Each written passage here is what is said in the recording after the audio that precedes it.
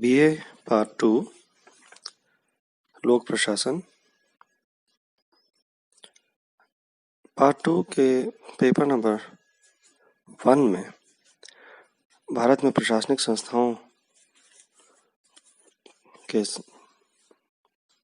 Syllabus में हम देखते हैं कि सेकंड टॉपिक है अहस्तक्षेपवादी राज्य, द laissez-faire स्टेट। देखिए,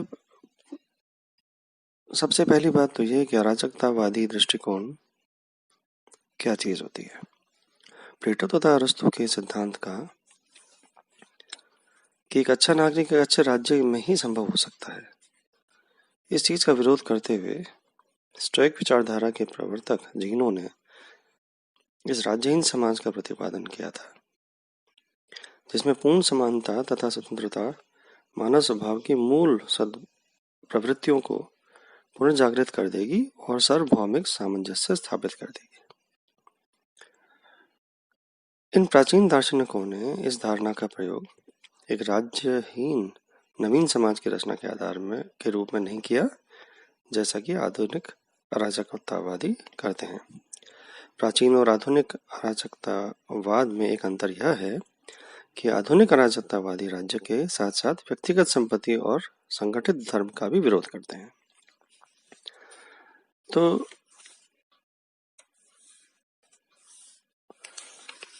हस्तक्षेपवादी राज्य की विचारधारा का अर्थ क्या होता है? यह एक फ्रेंच वर्ड laissez-faire शब्द है, जिसका अर्थ है कि व्यक्ति को अकेला छोड़ दो। हस्तक्षेपवादी अवधारणा को व्यक्तिवादी या राम भरोसे राज्य की विचारधारा आदि नामों से भी जाना जाता है। यह शब्द एक ही धारणा के पर्यायवाची शीर्षक है। इस विचारधारा की मान्यता है कि राज्य एक आवश्यक बुराई है, अर्थात ये राज्य को एक बुराई तो स्वीकारते हैं किंतु उसे आवश्यक भी मानते हैं। इनके अनुसार चूंकि राज्य एक बुराई है, इसलिए उसकी गतिविधियों को अधिकतम संभव सीमा तक सीमित कर दिया जाना चाहिए। राम भरोसे नीति यानी जो हम ये पढ़ रहे हैं laissez-faire हस्तक्षेपवादी राज्य का आग्रह है कि व्यक्ति को अपनी रुचि के अनुसार काम करने दिया जाए, क्योंकि वह अपने निजी हितों का सर्वोत्तम संरक्षक है। व्यक्ति को अपने योग्यताओं और व्यक्तित्व के विकास का पूरा मौका मिले, इसलिए राज्य को उसके कार्यों में हस्तक्षेप नहीं करना चाहिए। राज्य का अस्तित्व केवल संरक्षण और सुरक्षात्मक कार्य के लिए है, न कि व्यक्ति के विकासात्मक कार्यों को उनके विस्तार के लिए। अब ब्रिटिश जो शब्दकोश डिक्शनरी है उसके अनुसार laissez-faire निजी हितों के लिए वाणिज्य क्षेत्र में अप्रतिबंधित स्वतंत्रता का सिद्धांत है, अर्थात यह दूसरों के मामलों में उदासीनता इंडिफरेंस या नॉन इंटरफेरेंस गैर हस्तक्षेप का सिद्धांत है। अब अगर जब फ्रेंच डिक्शनरी देखते हैं तो उसमें है कि एक ऐसा सिद्धांत का चयन है जिसके अंतर्गत सरकार वाणिज्यिक और औद्योगिक गतिविधियों में हस्तक्षेप न करे। तो इस तरह हम अलग अलग डिक्शनरीज में भी जब इसकी मीनिंग्स को देखते हैं तो हम पाते हैं कि दूसरों के मामलों में गैर हस्तक्षेप non interference in the affairs of others, ये एक मूल अवधारणा है इसकी। तो अब इसमें हस्तक्षेपवादी राज्य की अवधारणा की मान्यताएं क्या होती हैं? पहली बात तो ये कि व्यक्ति जो है उसके व्यक्तित्व का विकास एक स्वतंत्रतापूर्ण वातावरण में ही हो सकता है, बंधन के वातावरण में नहीं। दूसरा कि राज्य का अस्तित्व केवल इसलिए है क्योंकि अपराध होते हैं, अतः राज्य को प्रमुख रूप से सुरक्षा का दायित्व निभाना चाहिए, बाकी सब दायित्व उस व्यक्ति पे छोड़ दिए जाने चाहिए। समाज में मनुष्य का भौतिक और आर्थिक विकास स्वतंत्र प्रतियोगिता द्वारा ही संभव हो सकता है और राज्य और उसकी सरकार केवल नियामकीय कार्य ही कर सकती है। व्यापार, वाणिज्य एवं औद्योगिक क्रियाओं को संपन्न करने की क्षमता किसी सरकार में नहीं हो सकती। निजी क्षेत्र में व्यक्ति जिस तत्परता और योग्यता से अतिरिक्त श्रम करता है, वह तत्परता सार्वजनिक कार्यों में इसलिए नहीं पाई जाती है क्योंकि उसमें व्यक्ति की कोई निजी प्रेरणा नहीं होती है। तो प्रमुख विशेषताओं की तरफ ध्यान देते हैं। हस्तक्षेपवादी राज्य की प्रमुख विशेषताएं क्या होती हैं? मानव जीवन में हस्तक्षेप का विरोध है। There is an opposing of intervention in human life. हस्तक्षेपवादी राज्य की विचारधारा के समर्थक व्यक्ति को स्वयं के हितों का सबसे बड़ा रक्षक मानते हैं।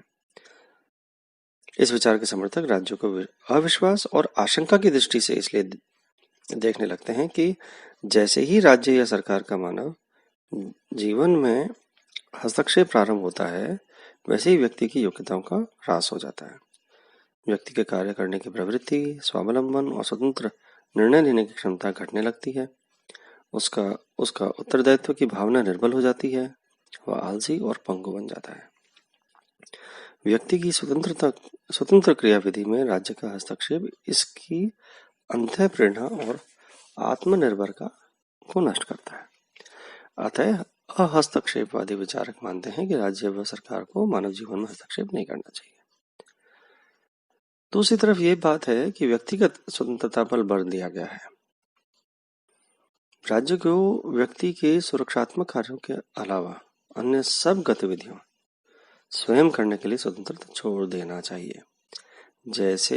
जैसा वो करना चाहता है उसे करने देना चाहिए, क्योंकि व्यक्ति अपना अच्छा या बुरा स्वयं सोच सकता है। स्वतंत्र प्रतियोगिता व्यक्ति की उच्चतम संभावनाओं को विकसित करती है, उसके व्यक्तित्व की प्रेरक शक्तियों को तीव्र और सशक्त बनाती है और उसकी आत्मनिर्भरता की भावना में वृद्धि करती है। इस सिद्धांत के समर्थक यह भी मानते हैं कि प्रत्येक व्यक्ति अपने निजी हित को सर्वाधिक महत्वपूर्ण समझता है, इसलिए न्यायिक दृष्टि से उसे अकेला रहने का स्वाभाविक अधिकार दिया जाना चाहिए। अगली बात यह है कि इस विचारधारा के लोग राज्य को एक आवश्यक बुराई मानते हैं। ऐसे विचारक राज्य का अस्तित्व इसलिए मानते हैं कि राज्य में अपराध होते हैं, इसलिए राज्य को अपराध रोकने तक ही सीमित रहना चाहिए। ये विचारक राज्य को एक आवश्यक बुराई मानते हुए यह कहते हैं कि इससे बचा भी नहीं जा सकता है राज्य के एग्जिस्टेंस से। व्यक्तिवादियों के अनुसार राज्य मानव कुप्रवृत्तियों को प्रतिबंधित करने का एक साधन मात्र है। इस साधन द्वारा इस प्रकार से कार्य किया जाना चाहिए कि कालांतर में राज्य की सत्ता स्वतः अनुपयोगी हो जाए। इसके अनुसार राज्य को एक पुलिस राज्य जैसा दर्जा दे दिया जाना चाहिए। व्यक्तिवादियों ने राज्य के कार्य इस प्रकार बताए हैं कि जैसे विदेशी आक्रमण से सीमाओं की रक्षा करना, आंतरिक शांति और व्यवस्था बनाए रखना, या व्यक्तियों को परस्पर एक दूसरे के विरुद्ध संरक्षण देकर उनके जान और माल की रक्षा करना।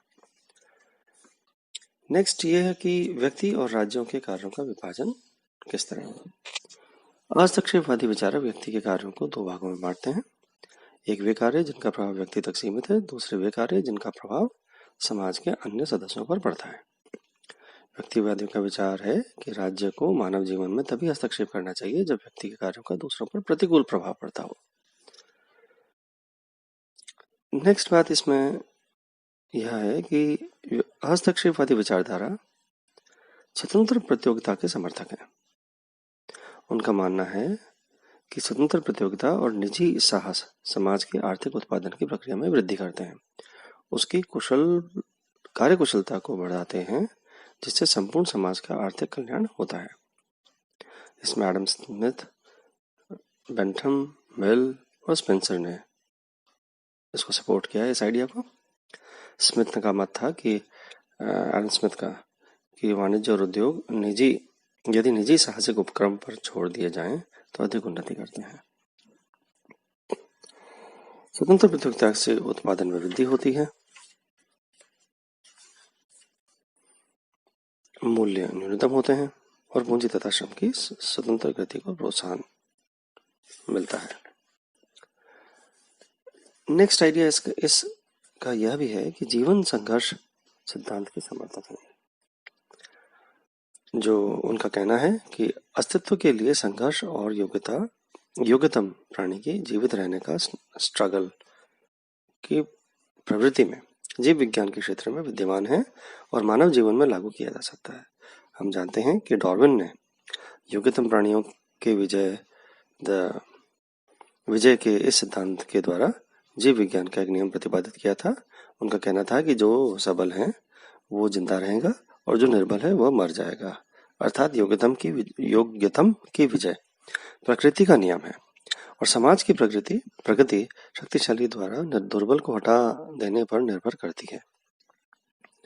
इस सिद्धांत के अनुसार जीवन के संघर्ष में सामर्थ्यवान प्राणी ही जीवित रहते हैं। अतः राज्य को निर्धन, अयोग्य, निर्बल और असमर्थ प्राणियों की मदद नहीं करनी चाहिए, और जो योग्य, समर्थ तथा बुद्धिमान है उन्हें राज्य की सहायता की कोई आवश्यकता नहीं है। तो ये एक उनका पॉइंट ऑफ व्यू है, ये उनका आइडिया है जो हस्तक्षेपवादी विचारधारा को सपोर्ट करते हैं। नेक्स्ट बात ये भी वो कहते हैं कि मानव जीवन पर नियंत्रण के विरोधी हैं वो। तो वो मानते हैं कि इतिहास इस बात का साक्षी है कि राज्य का हस्तक्षेप कभी उचित नहीं रहा है। जब जब राज्य ने किसी समुदाय के सामाजिक या आर्थिक कार्यों को अथवा स्वतः विकास को नियंत्रित करने की चेष्टा की है, वह अपने इस प्रयास में असफल रहा है। अनुभव यह दर्शाता है कि जब कभी राज्य ने मानव जीवन और उसके व्यवहार में विभिन्न पक्षों को नियंत्रित किया है, मानव ने इन नियंत्रणों को कभी भी सहर्ष स्वीकार नहीं किया, बल्कि उसकी प्रकृति इन नियंत्रणों के विपरीत कार्य करने की रही है।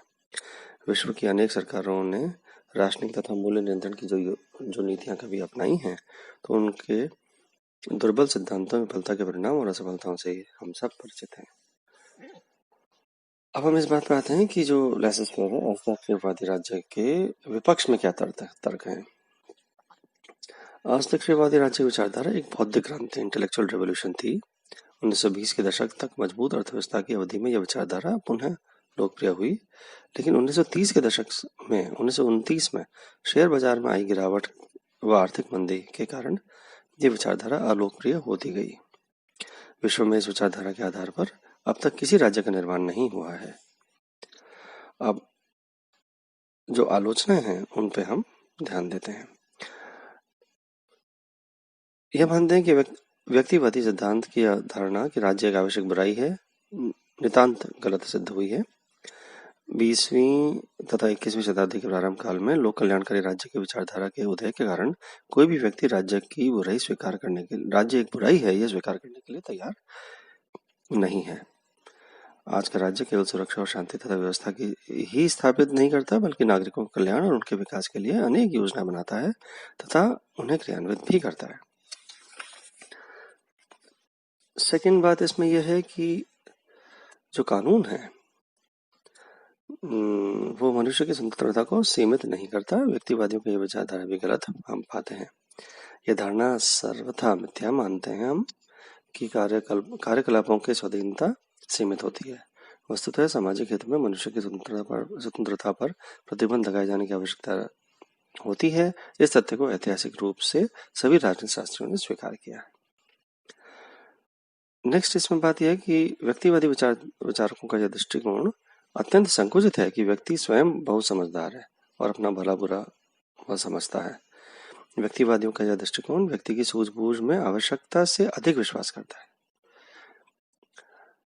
गार्डनर ने इस बारे में यह बोला है कि प्रत्येक देश में ऐसे व्यक्ति हैं जो खतरों को दूर करने का विचार नहीं कर सकते, जिनके बारे में वे अनभिज्ञ हैं। कभी कभी राज्य मनुष्य की मनोवैज्ञानिक, नैतिक और यहाँ तक कि शारीरिक आवश्यकताओं का स्वयं व्यक्ति की अपेक्षा बेहतर निर्णय कर सकता है। तो स्टेट उस चीज को ज्यादा अच्छे तरह से संभाल सकता है।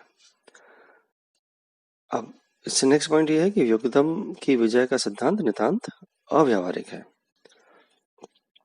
Existence of the survival of the fittest की जो बात होती है उसके जवाब में ये बोला है कि वस्तुतः पशु जगत का यह सिद्धांत मानव जगत पर लागू करना अमानवीय और अनर्थकारी होगा। इस सिद्धांत को स्वीकार करने का परिणाम हिंसक व्यक्तियों को विजय को स्वीकार करना होगा। केवल जीवन संघर्ष में सफलता प्राप्त कर लेना ही योग्यता की कसौटी नहीं हो सकता। अगला बात यह कि राज्य की असफलता का तर्क असत्य है। व्यक्तिवादियों की यह धारणा गलत है कि अतीत के अनुभवों के आधार पर राज्य संस्था असफल सिद्ध हुई है।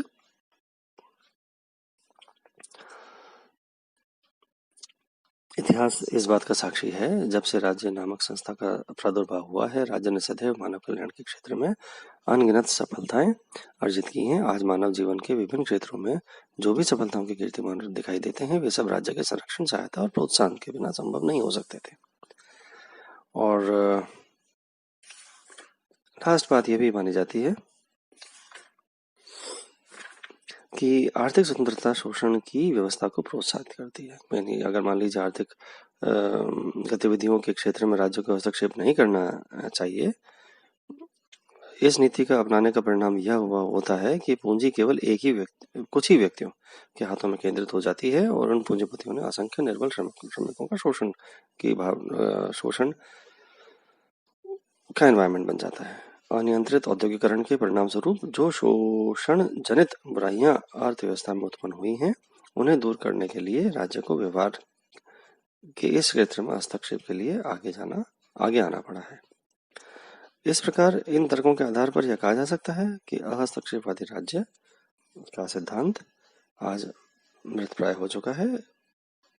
उसका प्रभाव वस्तुतः 19वीं शताब्दी के उत्तरार्ध से क्षीण होता चला गया और 20वीं शताब्दी के आरंभ होते होते यह एकदम ही प्रभावहीन हो गया। आज के लिए हम चर्चा यहीं समाप्त करते हैं। अगली चर्चा के अंदर हम लोक कल्याणकारी राज्य के बारे में समझेंगे। धन्यवाद।